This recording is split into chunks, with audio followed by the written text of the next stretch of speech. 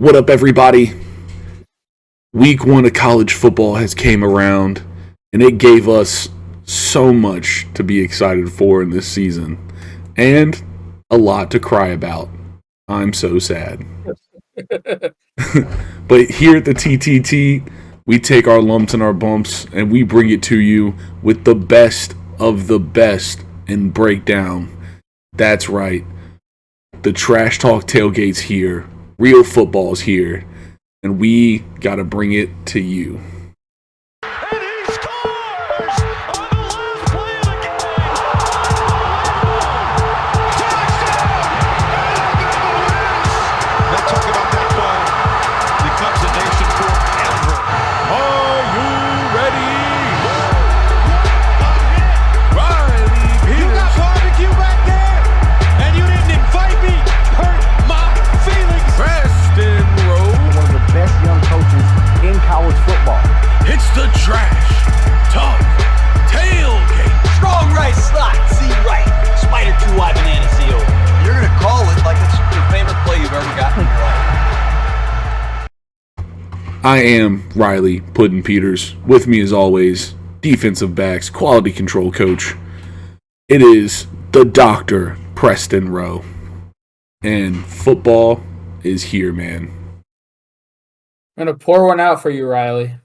Yeah? Alright. It's fair. We'll go straight off the top with the last game. And that is the Clemson Tigers absolutely shitting the red zone against themselves. I'm not even going to say that Duke beat us. We beat us. No, you did. Absolutely. Yeah, man. It was a rough one for me, but overall, the slate of games this week was pretty good. Just some of the highlights. Obviously, you had the week 0 games against with UNC and Notre Dame, highlighting those. We had some crazy ones. You had Georgia being as reckless on the field as its coaching staff is on the streets.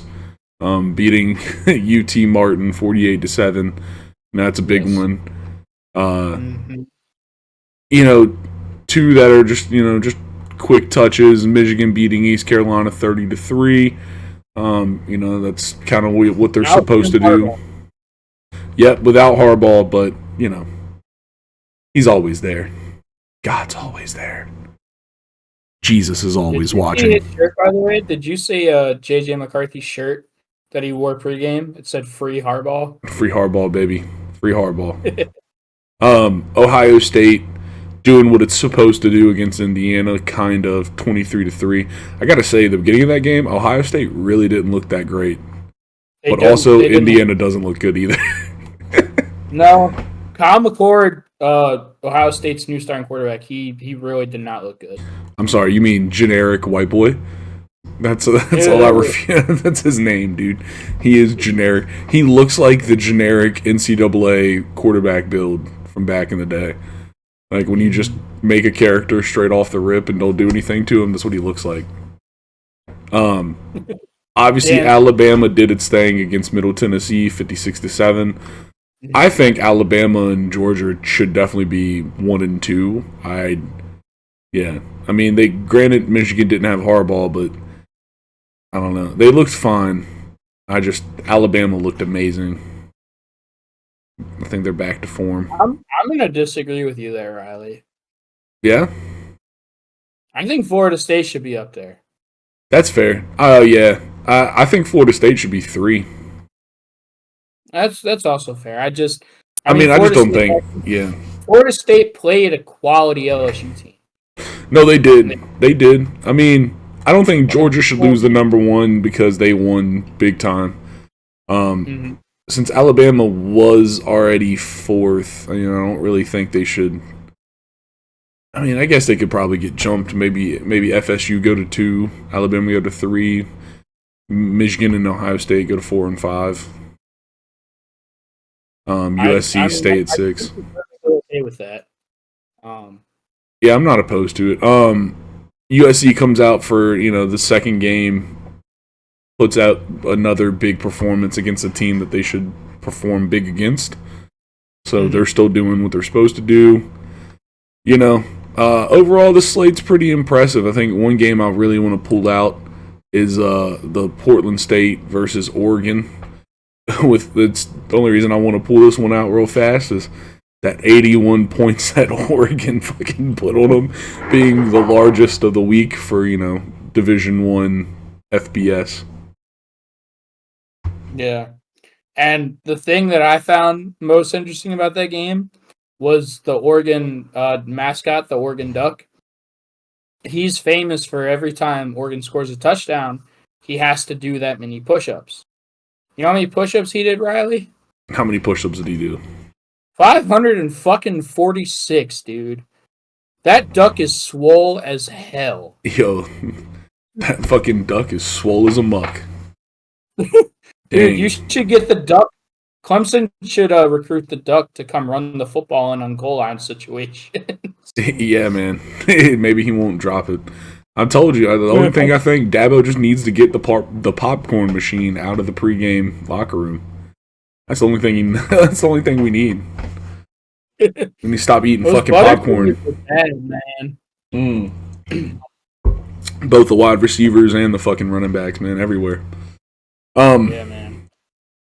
Yeah, I think they're highlighted. Obviously, Bo Nix had a great game, quarterback, but Bucky Irving, aka the man of two names, Bucky Irving, also Marquise Irving, goes by both. They use them interchangeably on the thing. It's kind of confusing. Anyways. Yeah, no, that's just crazy. We just want to talk about Oregon putting up 81 and that duck doing hella push-ups. Yeah, man. Rolling straight through that, though, I think we're about to cover what we would consider the TTT game of the week. And we're going to start that off with the TTT pregame speech of the week. Obviously, Coach Prime, man, he's got to give people hype. That man next to you is a dog. That man next to you is somebody who wants this thing. That man next to you is somebody who believes. That man next to you is somebody that got to have it today. We ain't got tomorrow. We got now. We ain't got next. We got now. We ain't coming no more. We here. We here. We here.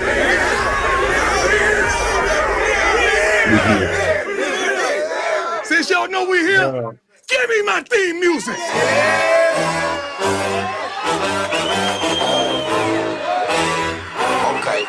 Okay.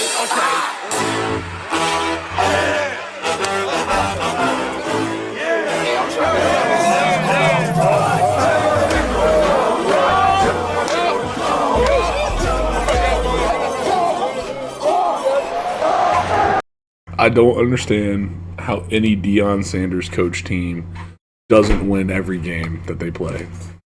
That shit's so hype. It is so fucking hype, man. I wish I could motivate my fucking team like that. Dude, I mean, everything is so hype. Fucking, It is so hype.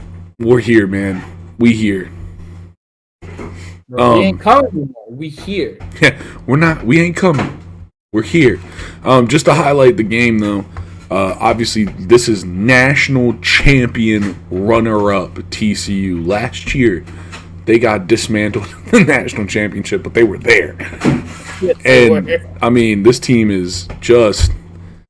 Colorado comes out 20-point underdog and just hangs on the entire game. Doesn't give up the entire game. It was an absolute shootout, and it just felt like they were in control the whole time. They let some big plays off. This scoreline is probably a lot closer than it should have been. So, they still got some shit to work on out there, but Shedeur Sanders, in his first game as a Colorado Buffalo, breaks their single game passing record, going for 38 for 47, 510 yards and 4 touchdowns. That's just absurd. Crazy. They had 4 last year. They had 2 receivers all season go over 100 yards in a game. This game alone, they had 4. That's insane. That stat is crazy. Crazy, Yes. crazy. But Riley, you know what's even crazier than that stat? What's even crazier than that stat? How many snaps Travis Hunter played? Yeah, man. I mean, the man is an absolute monster. We'll talk about just his stats. He played on offense. 145 snaps. Yeah, 145. You heard that? And as their best corner as well. Yeah, he's by far their best corner. Yes. One of their better receivers. Gotta say, you can't deny how good of a receiver he is either. He had 11 catches, 119 yards. He dropped 2 touchdowns. Yeah, He could have had 2 touchdowns if you actually watched the game. And then he had an interception. He got an interception, and he dropped another one, too. He should have had 2 picks. He should have had 2 picks. And then he got 3 tackles, 1 assist, another pass defended. That's the dropped interception. That's big numbers, man. That's big numbers from one guy. And, dude, that interception was one of the craziest interceptions I've ever seen. Like, just... Yeah. It's got to be in the tape. We've got the highlight. We've got the Travis Hunter Week 1 highlights just as a whole. So let's give him the Travis Hunter 145, the best of 145 snaps. And 10 of the 23. Sanders again. This time he finds Travis Hunter. Hunter looking for the first down, picks his way forward and gets close to it, and he may have it. 3rd down and 3 yards to go. From the 43, Sanders over the middle, first down, Colorado. I guess we understand why he needed the hot tub on the boat. Yeah. Is that a highlight? Him just gently making him go out of bounds? Okay. Anyways. It was, I guess, decent. Oh, did he knock it out? Oh, he did. Yeah. Oh, okay, never mind. Okay, big play, Trav.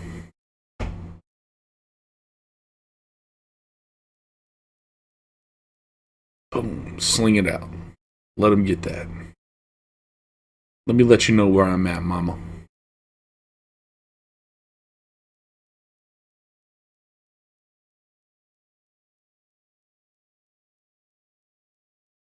He was down. He was down.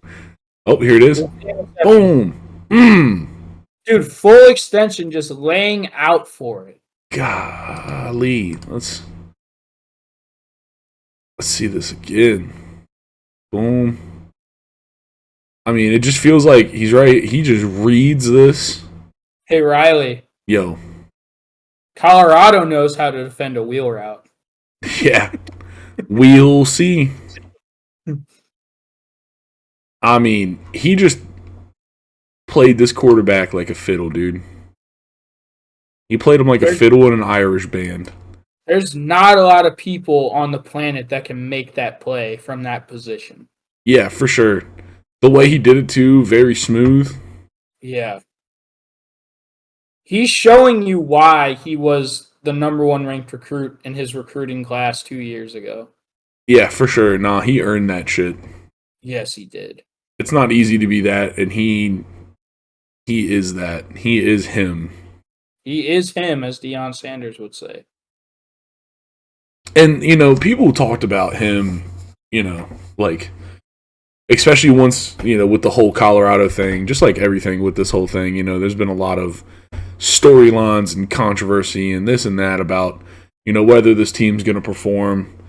And the one thing I always think about with Travis Hunter is, he is literally, it's Deion Sanders playing for Deion Sanders, Yeah. It's not, it almost feels wrong to think it would be anything other than successful. Yes. It's one of the greatest to do big play cornerbacking, I will say. There's lots of arguments about greatest cornerbacks, but I don't think you can deny primetime as like one of the best highlight creating cornerbacks that's ever played football. I'd argue he's the best corner just ever. No. I'll also make that argument, but that is more of an argument that's got way more pieces. So for the sake of sitting here right now, the one that you can't argue about is that he is the one of the greatest playmakers in the position, point blank period, in college football and the NFL. No, I absolutely agree with that. I mean, dude, like that's why Travis Hunter, when he came out in 2021, like I said, he was the number one ranked player in his recruiting class. He was committed to Florida State. Yeah. And he flipped from Florida State, which is where Deion Sanders went to school, and he went to Jackson State just for Deion. Yeah. I mean, and honestly, after seeing that speech and being that caliber of athlete, why wouldn't you want to play for Deion? Dude, you want to play for Deion. You can just, yeah. Man, it was a great game. Came down to the absolute end, though, man. It was a fucking shoot out. Yeah, Riley, I do want to point out something else, though. Yeah? Colorado had a freshman named Dylan Edwards burst onto the scene. Dude, The man had 5 catches. He's a running back. He had 5 catches. They used him out of the backfield a lot for 135 yards, 3 receiving touchdowns. He also had over 60 yards rushing and another rushing touchdown. So we had over 200 total yards and 4 total touchdowns. Like, I know everyone's going to talk about Travis Hunter and Shedeur Sanders, and that's well-deserved. But Dylan Edwards, he really burst onto the scene as well for Colorado. Also, another person that's getting forgotten in this whole thing is the other Sanders brother, Shiloh Sanders, who led the team with 9 solo tackles. Yes. I mean, that's someone... Safety, by the way. That shows you kind of how Colorado is kind of weak up front whenever your safety's your leading tackler. Yeah, no, they're definitely weak up front. No sacks this week. But like that secondary is so deadly and constricting that I think they'll be, listen, as a proponent of the Bubs, as a man that'll always stand beside the Bubs are the end all be all. You do need to get that shit up. But with that being said, in the Pac-12, I think they can still be very competitive because of how constricting their secondary is. I agree with that. They'll cause you to turn the ball over so much that those sacks and those kind of numbers, like, they don't need sacks, they just need pressure. And they were getting decent pressure against TCU. I just want to say 2 more quick things about this game because I know we have to move on. First of all, we're not really sure what TCU is this year because they lost their quarterback Max Duggan. They lost their leading receiver Quinn Johnson, who was a first-round draft pick. They lost a lot, to the NFL and to graduation. So we're not really sure what TCU is, but, nonetheless, this is still a very, very impressive win for Colorado. A lot of people didn't think Deion was going to be able to pull this off.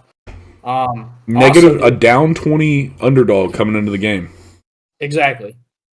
And, it's just what they did was so impressive. Also, just want to have one quick shout out to the hashtag Copious Mind. Yes, sir. Who went on this show and said Shedeur Sanders is going to be a legitimate Heisman Trophy candidate.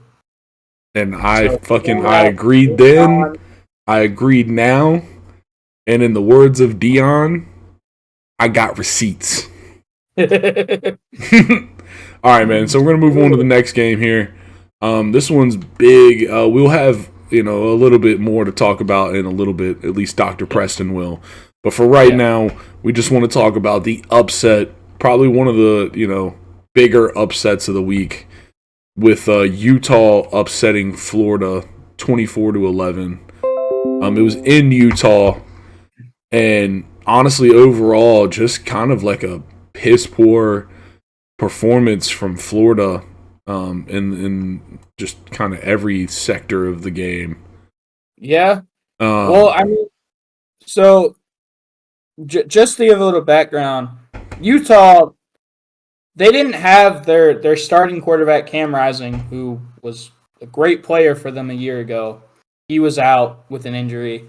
They also didn't have their second string quarterback. They played their third string quarterback against this Florida defense. Bryson Browns. Yeah, and Florida just, I mean, you want to talk about Bubs Riley or lack thereof. 13 yards rushing on 21 carries for Florida as a team. And Utah had 105 yards rushing on 30 carries.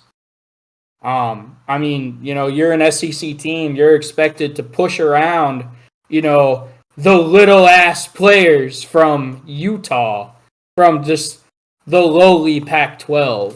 Yeah. And that did not happen. No, and another thing I want to highlight with this game is the fact that the Pac-12 went undefeated against other conferences. Undefeated, man. And their last year is a thing. They're coming out fucking strong, which is crazy. I mean, the SEC didn't have... They had a kind of a terrible showing. They went 1-3 against other Power 5 teams. The only team that won was Tennessee's absolute throttling of the University of Virginia. Yep. Who even before their quarterback got hurt, didn't have a quarterback. But anyways, and so I just want to use this game to highlight how good the Pac-12 looked in Week 1, just as a whole. Yeah. And that's kind of really it. I think we got some more to talk about in this game later, but we'll get there when we get there. We're going to move on to the next one. The next one is the LSU Tigers versus the Florida State Seminoles. LSU versus FSU. This was the only top 10 matchup of Week 1, and it was we all kind of expected a great game. It was a great game. LSU was up 17-14 going into halftime, and then in the second half, man, Florida State, they came out with a different gear, and they just fucking rolled LSU. It was outscored them by 24 points in the second half alone. Yeah, I mean, dude, Jordan Travis, he looks like a Heisman Trophy candidate as well. He was 23 of 31 for 342 yards, 4 touchdowns, and an interception. The interception didn't really matter. Florida State, for years and years, their offensive line was just not very good. And, you know that as a Clemson fan, you could get after their quarterbacks relatively easily because they just weren't very good up front. They pushed around LSU and made LSU quit. Like, they are a very, very good team this year. If I was a Clemson fan, like someone on this show, I would be fucking scared of FSU. The other thing is dude, Keon Coleman, Florida State wide receiver, he had 9 catches, 122 yards. He had 3 touchdowns. Yeah. 3 touchdowns. Scored as many points as the entire LSU fucking team, almost. Yeah, he had the production of the entire LSU offense. Yes, he did. And, he was a transfer from Michigan State. And, I mean, Riley, I'm just going to say this. Florida State, they're going into the transfer portal. They're getting guys. They're getting quality transfers, guys that are giving them solid production. Dabo's not doing that, man. Clemson's not doing that. I'm just saying. Honestly, I want to take this a little bigger because I think Week 1, something that just showed universally is that these transfer portal teams, maybe they're a little bit better than everybody was thinking. True. Obviously Colorado is the big one. Everybody talked about 53 transfers, number one in FBS. Look what they did. Number 3 in the FBS with like 43, 42, 43 transfers, Texas State coming out. They came out, upset Baylor in one of the bigger upsets. Obviously, you have Keon Coleman here just having an amazing game with Florida State. Being a transfer. I think week 1 of this season is really like, hey, you have to take the transfer portal serious. It's going to be a big thing. If there's guys that are interested in coming to your program, you can't just be like, nah, not anymore. Not anymore. No. I don't think you can rely on old school recruiting the same way. I do think it makes it definitely a little bit, obviously it makes it way more of a business, but,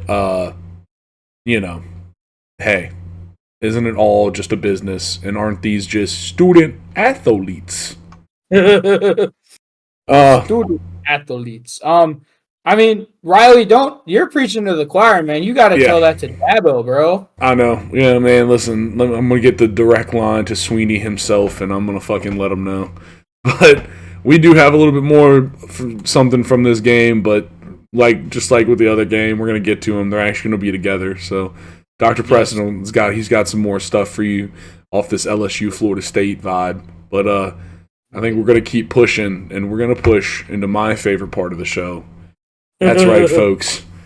It's time for Big Riley's Bub of the Week.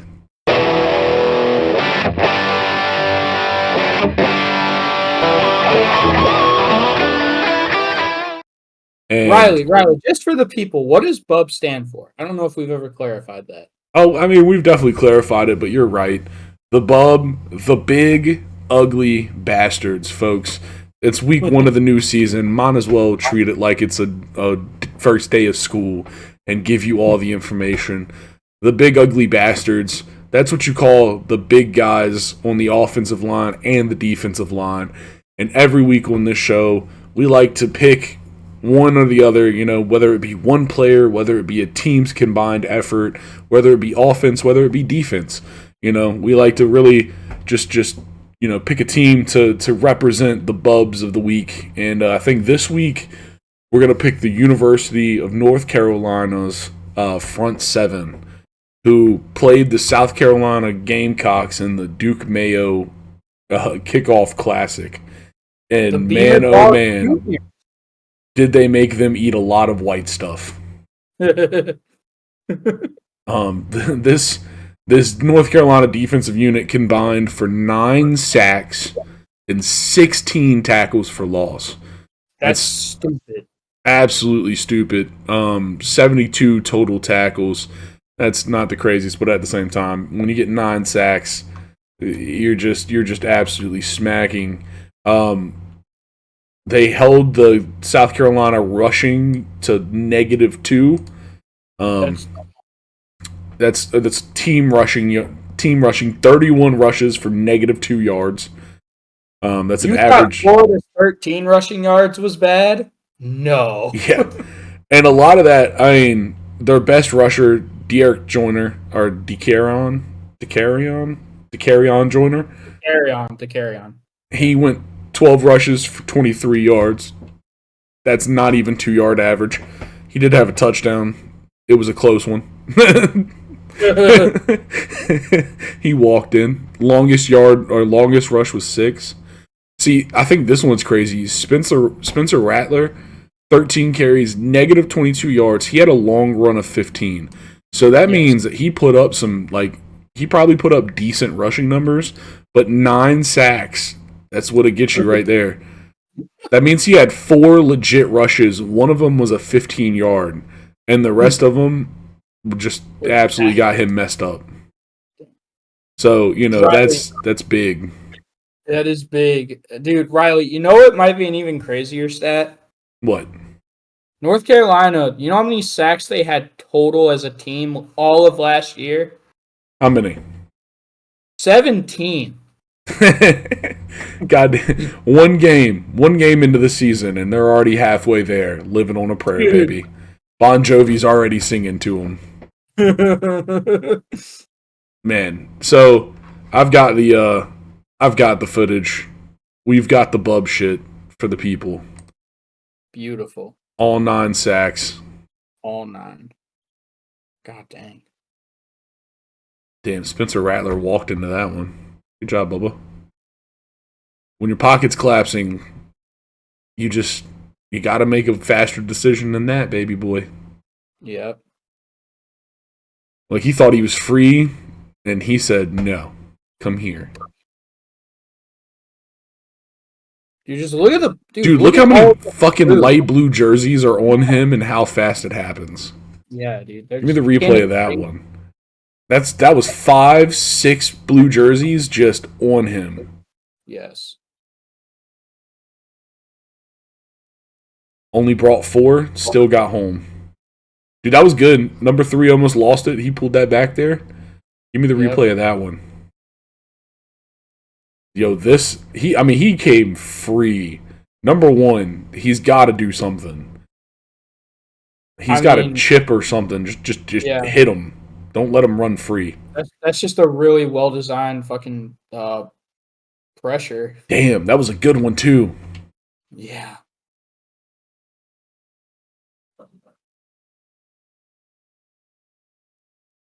Damn, that was only like the 4th one, and we're already in the 3rd quarter. That means they fucked them up in the second half. Yeah. Damn. I mean, dude, look at the score, too. Down on this. I mean, Riley, look at the score, too. Like, it's 31-14 at that point. You know what that means, right? They can just fucking pin their ears back and go. Yep. And go they did. Oh, dang, dude. You know what? I think they definitely did their film. Look at that bend.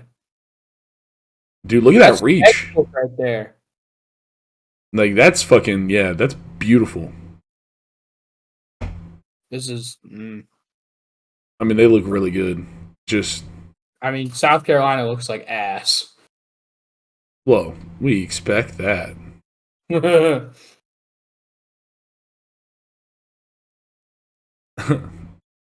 All right, tackle. He's got confused. Bro. Yo, he only blocked his own player. Hold on. Let's go back. The only hit he got on this entire play was against his own fucking dude. Oh my god. The only contact he made on that entire snap rep was his own guy. And just, swarming him. Swarming to the ball, man.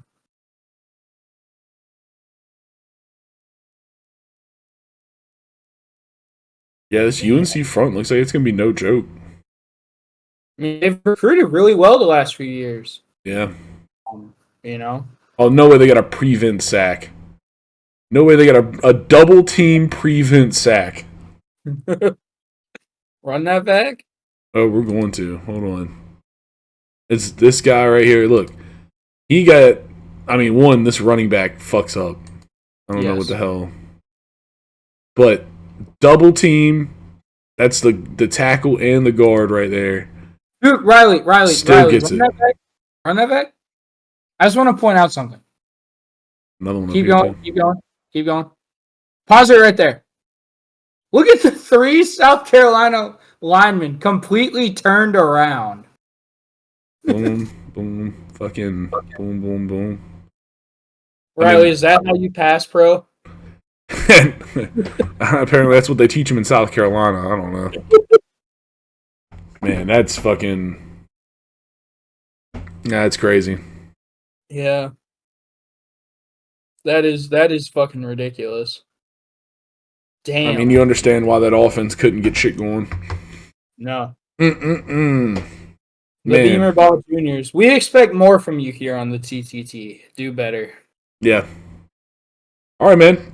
Well, that was some good bub work from UNC's defense right there, man. That defensive line and that linebacking core, they looked great. Really got the fucking pressure ramped up all game.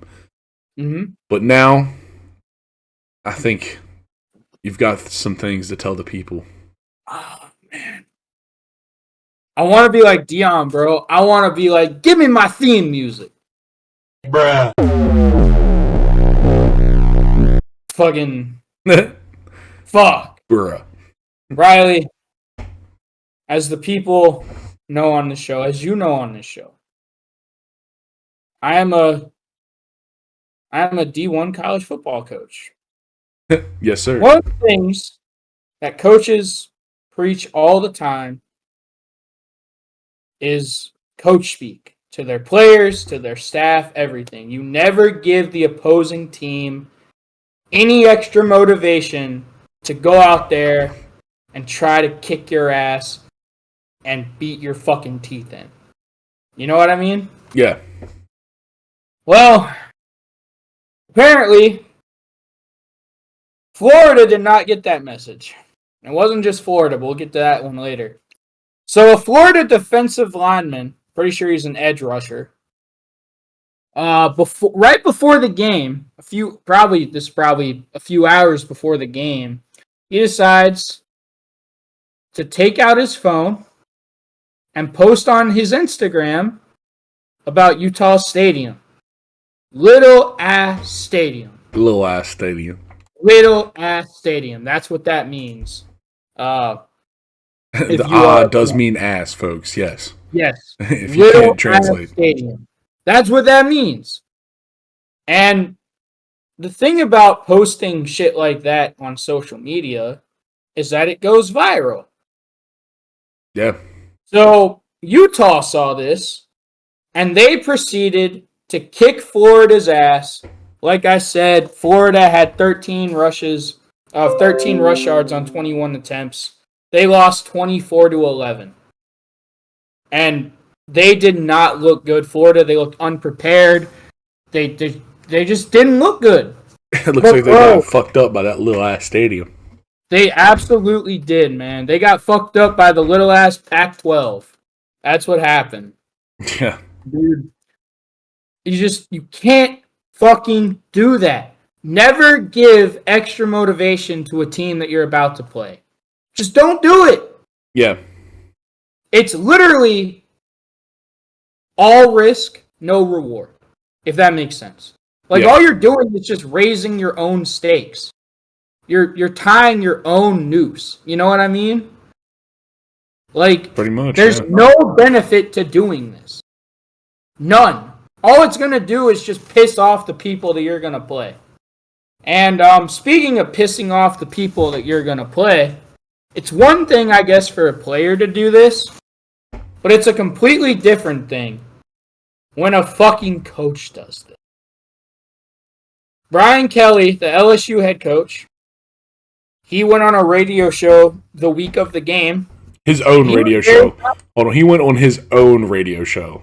Yeah, he went on his own radio show. It's not just a radio show. It's the Brian Kelly show. And he said, and I quote, "We're going to beat the heck out of Florida State." Heck 'em. Heck 'em, dude. Gonna just send them to heck out there. And again, why?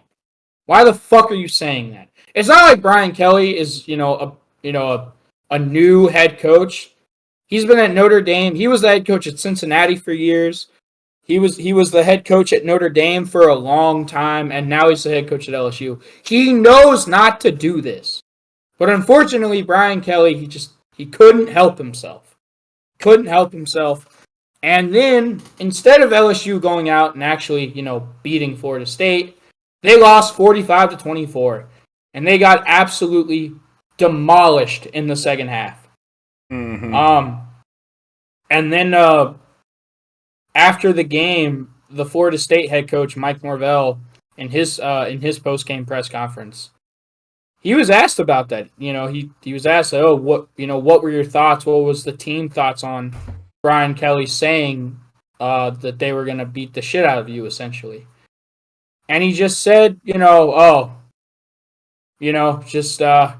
we're just really glad we got the win. But you could tell it had motivated everyone in that locker room. Yeah. You could just tell by his demeanor. it lit a fire under that, under that team and in that locker room. Bro, you just don't do it.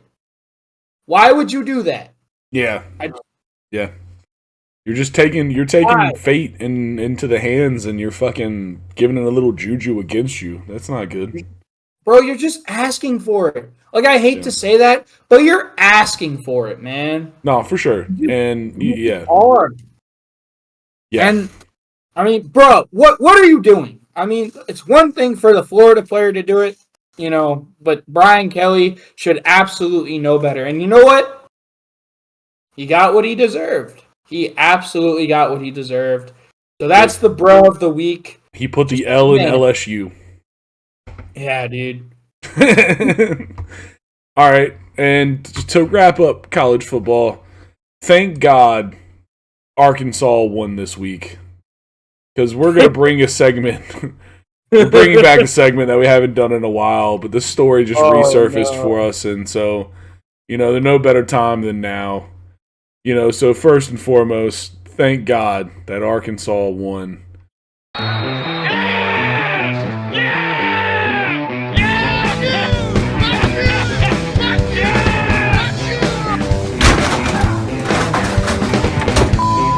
And these officials really need to get off the field.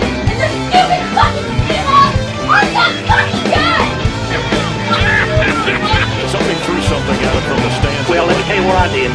The weekend after the Iron Bowl, I went to Auburn, Alabama, because I live 30 miles away, and I poisoned the 2 tumor trees. Ooh, Arkansas won this week. They beat Western Carolina. Great job, 56-13. Because if they would have lost, man, oh man, back in 2014, I don't know if anybody remembers, Arkansas QB Braden Allen's truck was set on fire. Now this was a toxic fan. By a toxic fan, baby. It's the toxic fan base. Oh, and we're gonna get Arkansas and the guy who set 3 cars on fire in one night, including Brandon Allen's truck, which was in his driveway. Look at that, dude. Look at this picture. This is the ditch. That's insane, dude. But Riley, it's the SEC. It just means more. Yeah, I mean, literally, like, this is my favorite sentence. When you're a starting quarterback at an SEC school, you're supposed to be treated like a king. I love how that's even there, but nah, man. He woke up. He wasn't treated like a king. He was treated like a jester, and the joke's on him. Absolutely. That's fucking phenomenal. All right, man. All right. Well, let's wrap this thing up in one of the best ways that I can think of, and that is talking about the NFL Week 1. Real professional football is here. It actually counts now. It starts tomorrow, bro. Yes, sir. It sure does. And tomorrow's game, we got Detroit at Kansas City Chiefs. Who you got for that one, Dr. Preston?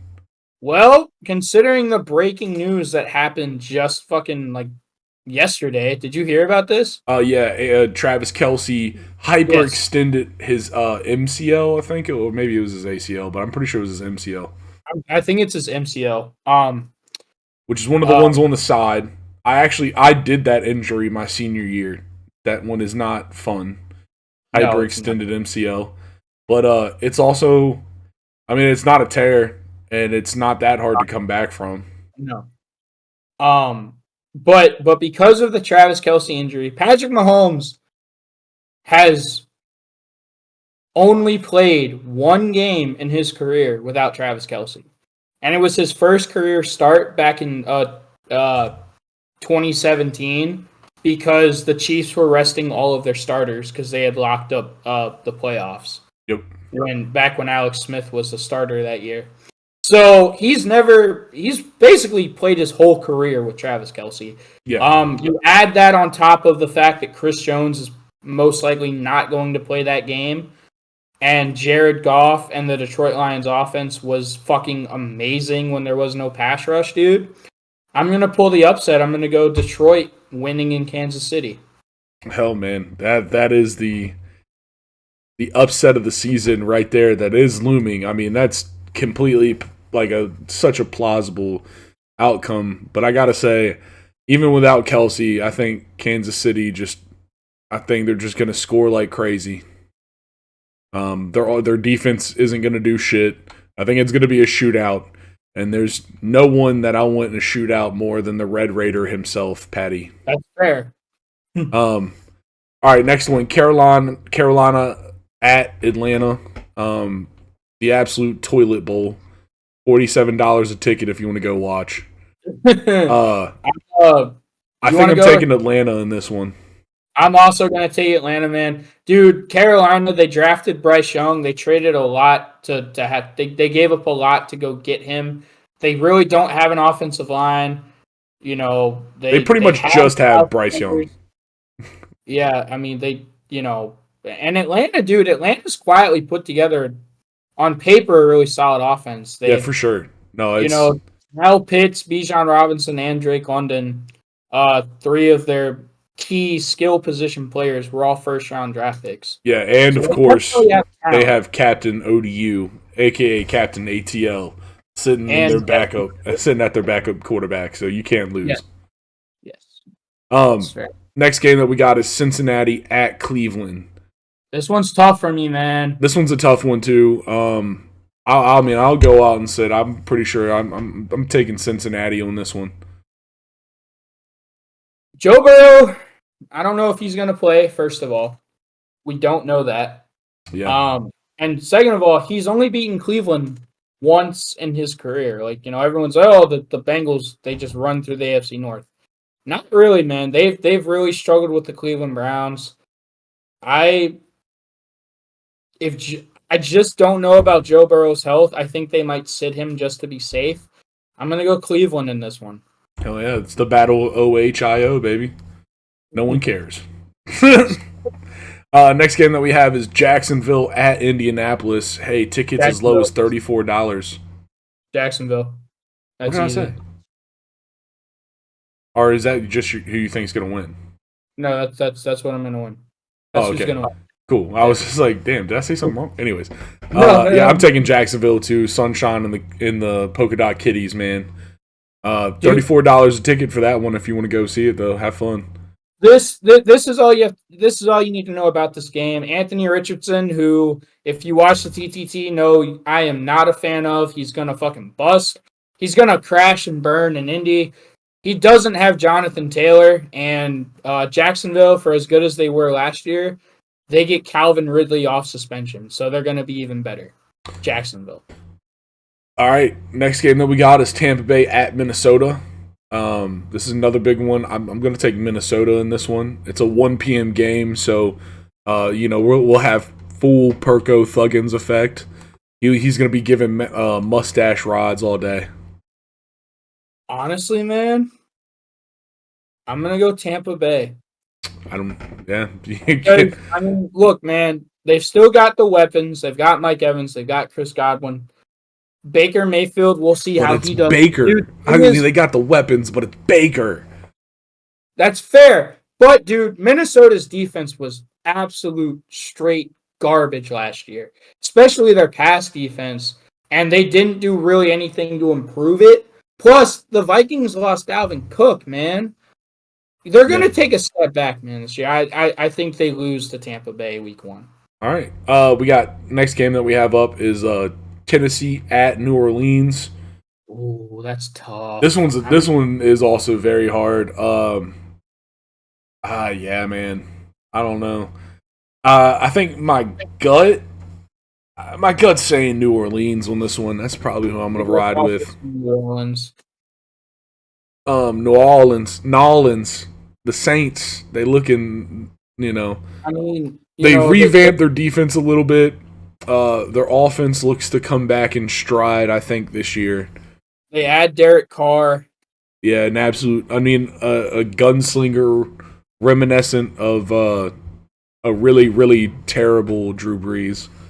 Like the worst, Drew Brees on his worst day is, Derek Carr on most days. So, something to think about. Just talking shit about Derek Carr. Just fucking absolutely reading them. But yeah, no, I think the Saints, though, we'll get to see Brian Brzee in his rookie debut, so happy about that. Yes. See what he can do against King Henry. Yeah. But I think the same problems plague Tennessee as always. Don't really have a quarterback still.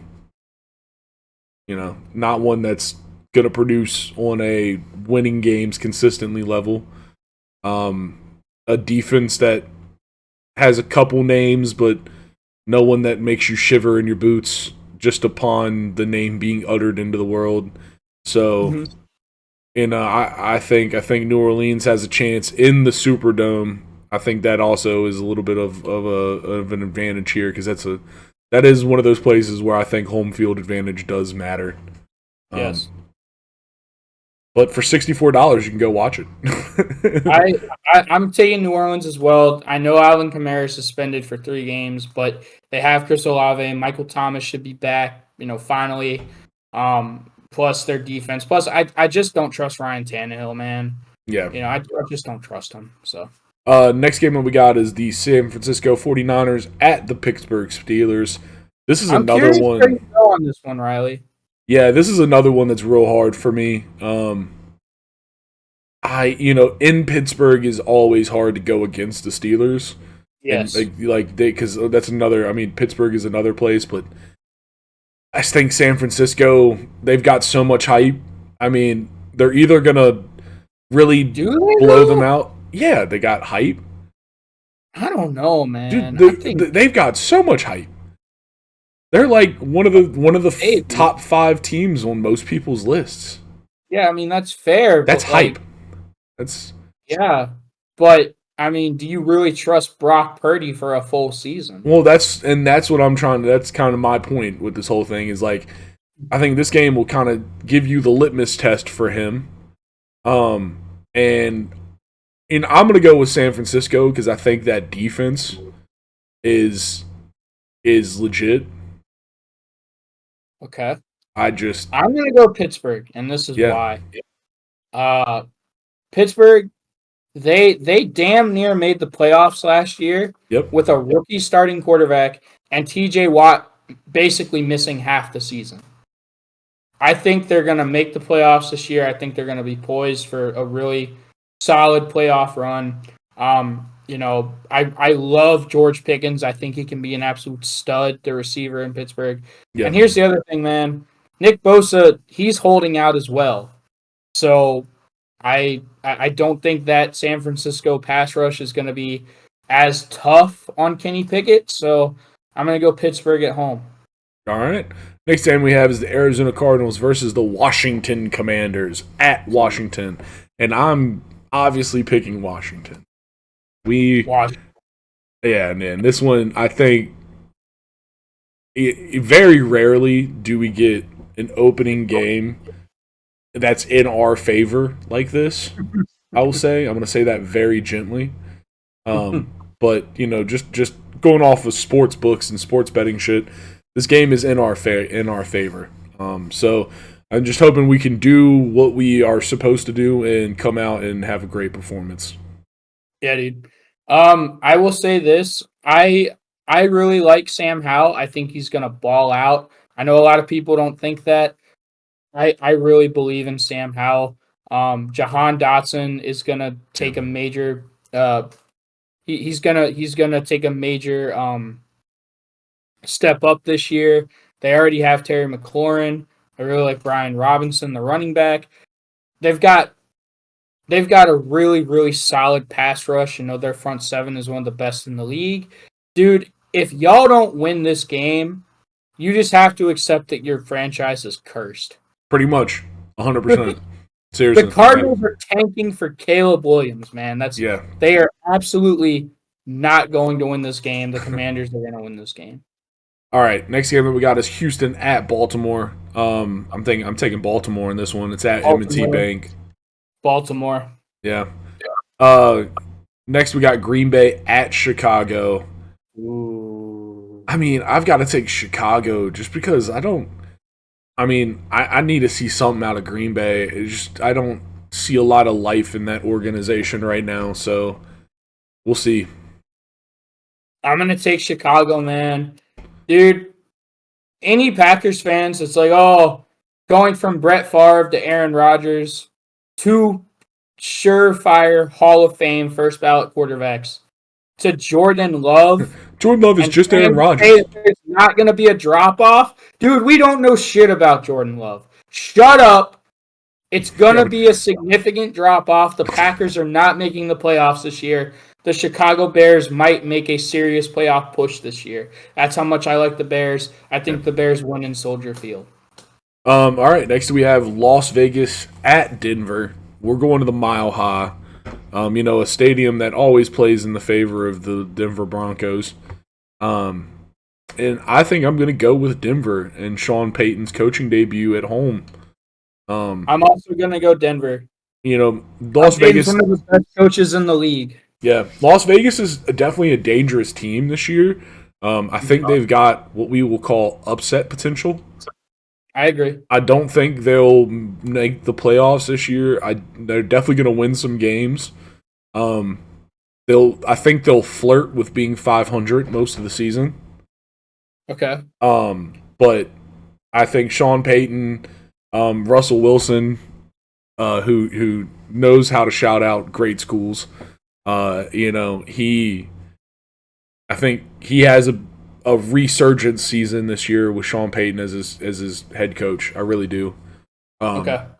And so I think Denver, they've got some studs too, man. Jerry Jeudy, no one's talking about him, but he's a great wide receiver. And if Russell Wilson can get his shit together, if that offensive line can hold and not just be actual Swiss cheese, him and Russ can do some damage. So that's a one to look out for.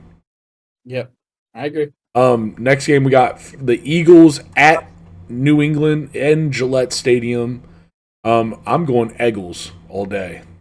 Yeah, dude. I will say this: it's going to be a very emotional game in New England because they're like officially like honoring and retiring like Tom Brady's jersey and all that stuff. It's going to be basically like the Tom Brady day up there. Win it for Brady. Yeah, dude. I mean, but dude, the problem with that is he's not playing for the Patriots anymore. Nope. So the Eagles are going to absolutely get that win. Yeah. Next we have. Oh, hang on, Riley. Just let me say something. The Eagles, as we've said on the TTT many times, are going to commit war crimes this year. For sure. Mac Jones, you're first, baby. Absolutely. Next, we have Miami at Los Angeles Chargers in SoFi. I'm curious where you're going to go. I'm going to go with Miami here. I'm also going to go with Miami. It's not cold in LA. That's true. That's all I got to say about that one. I mean, I think that one's actually pretty cut and dry. I think it's going to be a good game, though. I do think it's going to be a good game. I don't expect the Chargers to roll over by any means, but I think Miami's going to pull it out. I've never liked Brandon Staley, the Chargers head coach.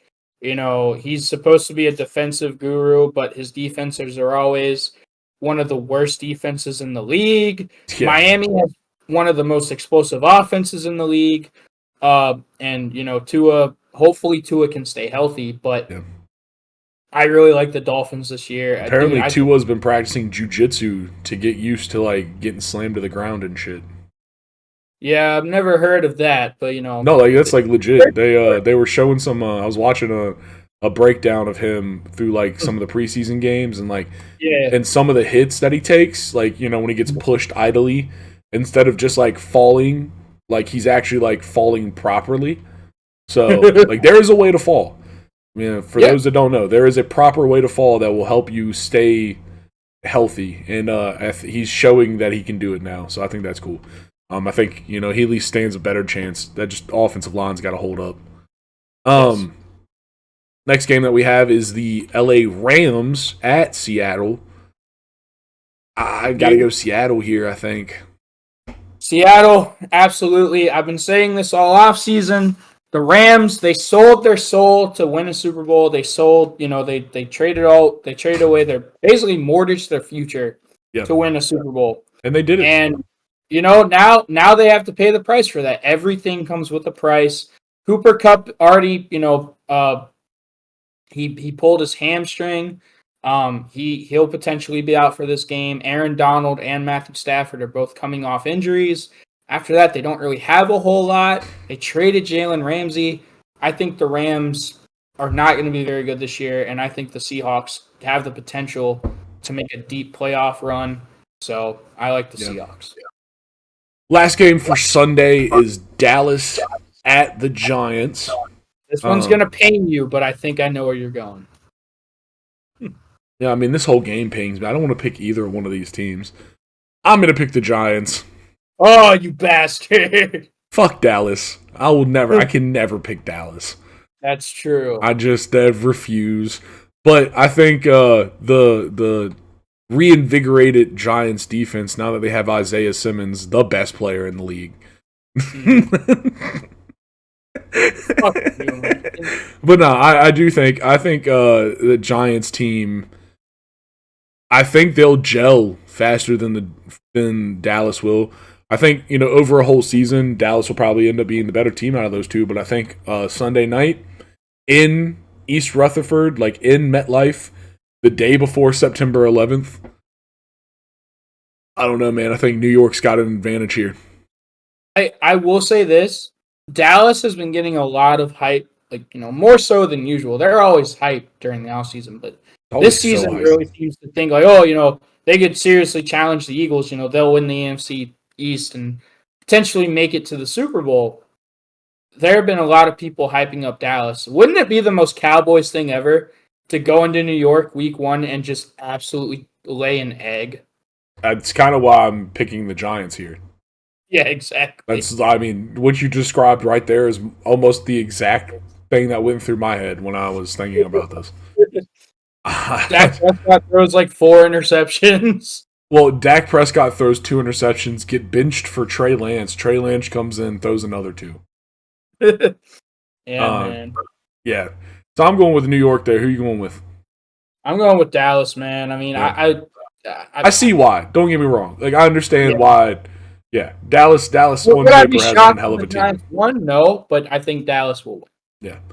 And the last game, Monday Night Football, a game that I'm looking forward to, and I think the whole world's looking forward to, the 9/11 Classic.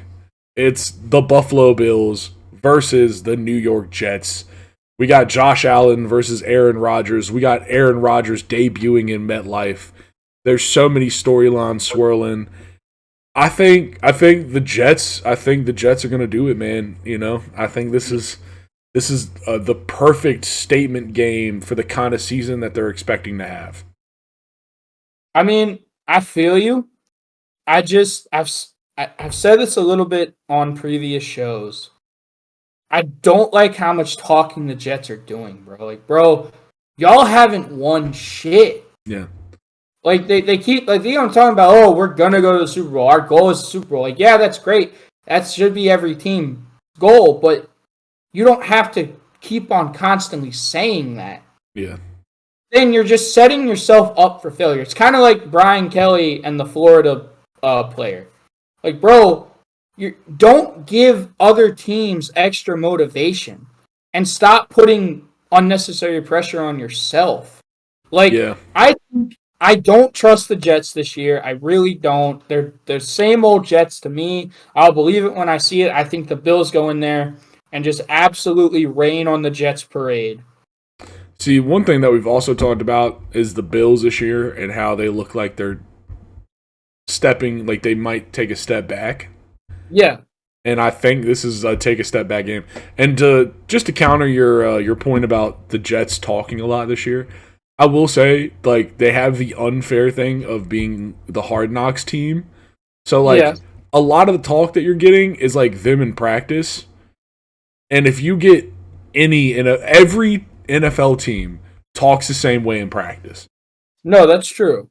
And, so I will say, I don't think they're going out there and necessarily, doing anything that I don't, think another team would do. Unfortunately, they're the Hard Knocks team, so it's just getting publicized. So, that's just my counterpoint to you saying that they talk a lot. Because you hear it a lot. You're hearing so much of it, but I don't think it's them necessarily. I think it's a lot of the talking heads that are out there saying that they're going to be great or they're going to bust. The Jets are in every conversation on every small, hour show on ESPN and the NFL Network. That team's in everyone's mouth right now. And, it sucks to be in that position. But I think that team is like one of the teams if someone's going to do it, I think it might be them. That's fair. I don't buy into the Jets hype, man. I don't think Aaron Rodgers is a very good leader. I think whenever things are going great, he's I don't know. Wait, hold on. Not a great leader. He was a shitty leader his last few years in Green Bay because he didn't want to be there, and that team wasn't helping him at all. Like he is like everyone that's ever played with him has said he's a great vocal leader. He's wonderful with young guys. He likes to bring in the people around them and like talk to them, and like he is a vocal guy. I think we get a resurgence of Aaron Rodgers this year. I think we get to see the Aaron Rodgers that we expect, that we haven't seen in, I'll say, like 3 seasons. Like, I'll be honest, like 3 seasons we haven't seen the Aaron Rodgers that we're going to see this year. I don't know, man. The only worry that I have is that he's too old now. I'll believe it when I see it. No, I'm with you, for sure. The proof is in the pudding. The pudding's sitting right here, dude. It's the Jets, dude. They haven't. No, it is the Jets, dude. It's the Shets. They're gonna shet the bed, but I think game 1. There's no better way to start a proper Shet season than winning against Buffalo. Yes. You got to get the hype out the fucking roof before you can really, really, really shet the bed. I think they're gonna absolutely shit the bed on national TV. I shit my pants. Dude, yeah. All right, man. Well, this was a good one. Riley, one more thing before you go. Yeah. I just have one question for you. And I'm genuinely asking. So we already talked about college football. Yeah. So the LSU Tigers, the real Death Valley, and the Clemson Tigers both lost in pretty humiliating fashion. Oh, yeah. I just have one question for you, Riley. Okay. Do we have to go get Carol Baskins to try and save the Tigers? We need a kiddie farm. They need some rehab. All right, man. I think the Tigers need some sunshine, bro. Oh, dude, I wish we had some sunshine. Sunshine! Anyways, this has been a great episode, brother.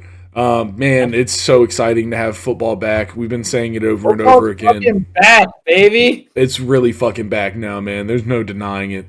And we're going in hard starting tomorrow. Everybody, check your fantasy lineups. Check out the TTT Fantasy League. We'll be doing some updates on that throughout the season. So, keep tuning in for that.